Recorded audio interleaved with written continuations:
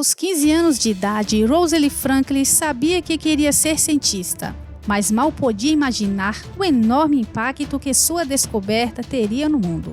Ela contribuiu para uma descoberta inovadora em genética que vai ser lembrada para sempre na história da ciência. As suas pesquisas levaram ao Prêmio Nobel em Medicina.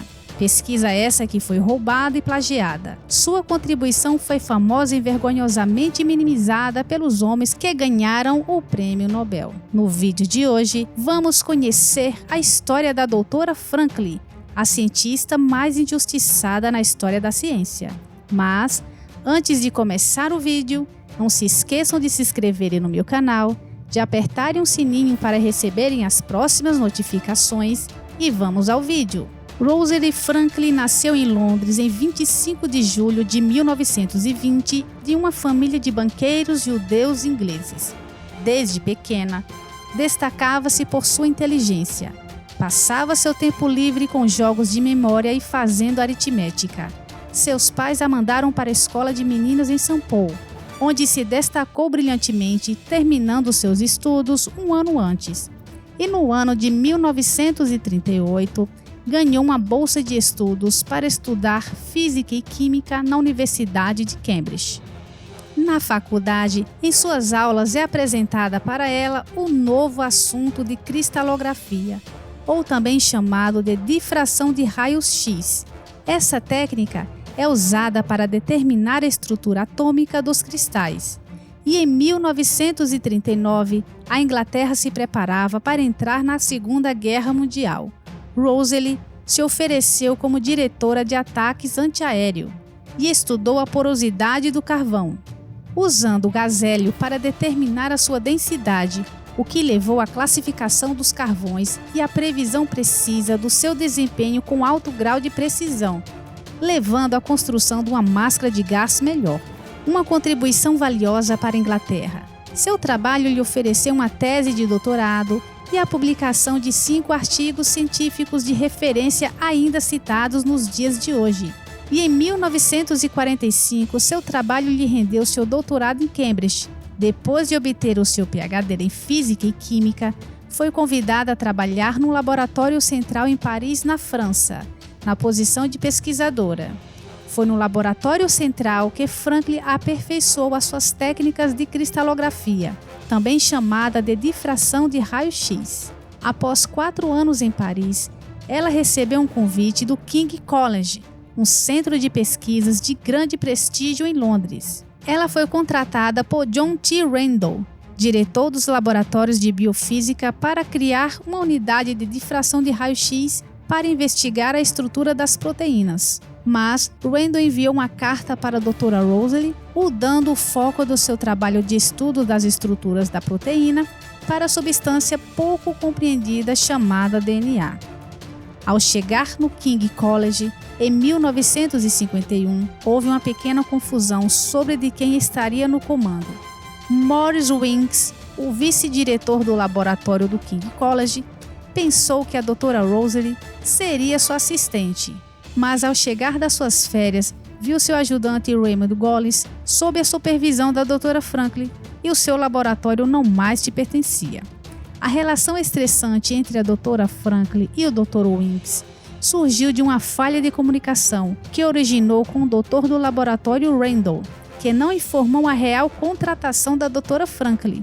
Randall fez essa mudança na ausência do Dr. Winks, que estava de férias quando a doutora Franklin chegou a Paris para trabalhar no King's College.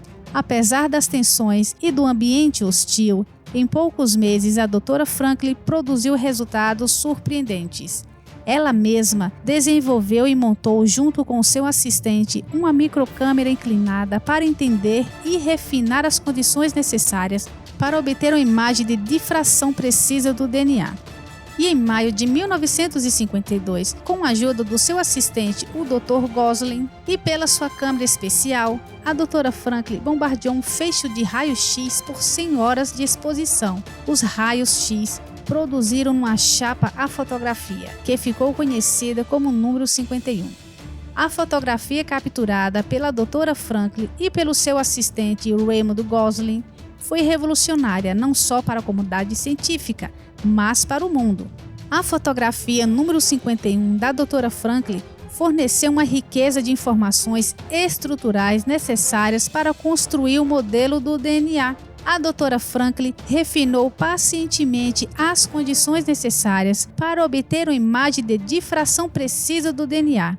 A pesquisa da Dra. Franklin foi concluída em fevereiro de 1953. Enquanto isso, no laboratório de Cavendish, em Cambridge, Francis Crick e James Watson estavam trabalhando em um modelo de DNA, mas não obtiveram sucesso em suas pesquisas até que, em janeiro de 1953, Winks mudou o curso da história do DNA, divulgando sem permissão da Dra. Franklin a sua foto e suas pesquisas para os cientistas concorrentes, o seu amigo James Watson. O Watson e Crick tiveram acesso à fotografia e a todos os dados e conclusões e resumo da pesquisa do DNA e as pesquisas mais atuais da Dra. Franklin sem seu consentimento. A fotografia número 51 da Dra. Franklin, não autorizada, foi a peça-chave que faltava no quebra-cabeça que permitiu aos cientistas entenderem completamente o DNA. Os dois cientistas publicaram a foto 51 como modelo base para o seu famoso modelo de DNA. O Watson e Crick, eles não só usaram a fotografia da Dra. Franklin, mas também publicaram as descobertas sem permissão da doutora, e nem sequer mencionaram o seu nome.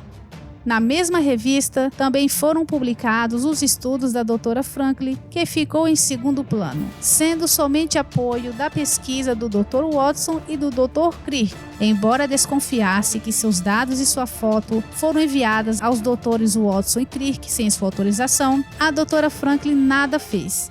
Simplesmente afirmou que a publicação dos doutores estavam certa.